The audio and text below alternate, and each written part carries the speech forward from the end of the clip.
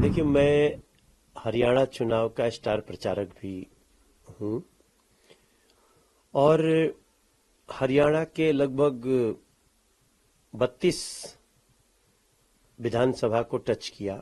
मैं जहां जहां गया और जिसने पूछा हमसे, मैंने सबसे कहा कि देखो, ग्राउंड की सच्चाई कुछ अलग है। जो लोग बातें कर रहे हैं टीवी चैनल पे, ड्राइंग रूम में, उनकी बातों से जो मैं ग्राउंड पे देख रहा था वो मेल नहीं खाता है। कांग्रेस ने बहुत सारी साजिशें की इस चुनाव में, झूठ बोलना, झूठे आरोप लगाना, तमाम उसमें खिलाड़ियों को शामिल कर लेना। देखिए, मैं हरियाणा चुनाव का स्टार प्रचारक भी हूं और हरियाणा के लगभग 32 विधानसभा को टच किया। मेरा मानना है, मैं जहां जहां गया और जिसने पूछा हमसे, मैंने सबसे कहा कि देखो, ग्राउंड की सच्चाई कुछ अलग है। जो लोग बातें कर रहे हैं टीवी चैनल पे, ड्राइंग रूम में, उनकी बातों से जो मैं ग्राउंड पे देख रहा था वो मेल नहीं खाता है। और फरीदाबाद के क्षेत्रों में, इधर गुड़गांव के क्षेत्रों में मैं जहां जहां भी गया हूं, उसके बाद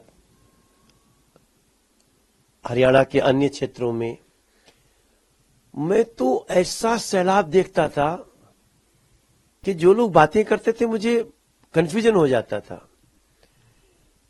और मैं मानता हूं कि हरियाणा की जनता, अभी जो रुझान आ रहा है, मैं अभी फाइनल कुछ नहीं बोलना चाहता हूं। ईश्वर हमेशा सुनता है और हमको अभिमान इसका नहीं होता है। भारतीय जनता पार्टी कभी इसको अभिमान नहीं करती है, बल्कि जनादेश का सम्मान करती है। लेकिन हमें ऐसे रिजल्ट का पहले से रूपरेखा दिख रही थी। कंफ्यूजन जरूर होता था जब हम कुछ लोगों की बातें सुनते थे।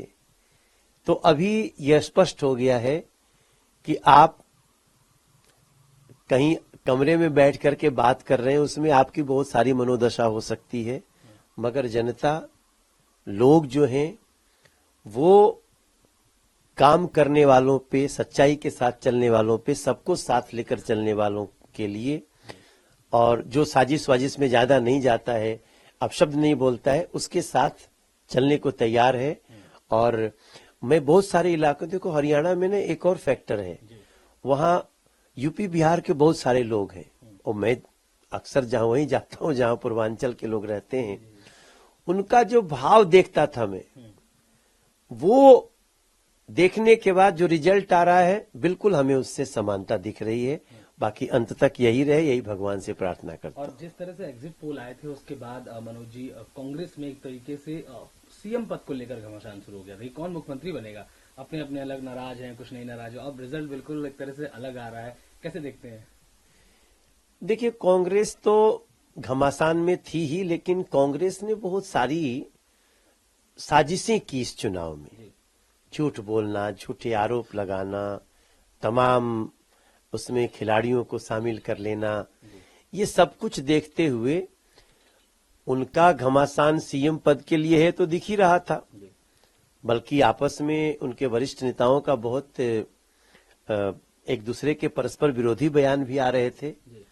लेकिन इससे अलग हटके हरियाणा का जो ये रुझान दिख रहा है, अभी भी मैं जो टीवी पे देख रहा हूं, 51 सीट बीजेपी के पक्ष में और वो 34 सीट उधर कांग्रेस के पक्ष में।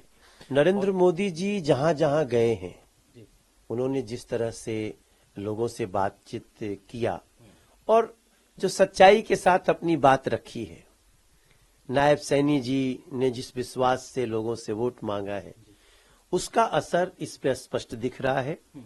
मैं भाग्यशाली हूं कि सफर में मैं भी एक गिलहरी की तरह लगा हुआ हूं और मैं अंतिम रिजल्ट की प्रतीक्षा कर रहा हूं। ईश्वर सब ऐसा ही करे। अगर प्रचार कामयाब हो गया मनोज जी, खुशी होती है कि इतना घूमे टहले संघर्ष? देखिए, इसमें तो शब्द नहीं होते हैं।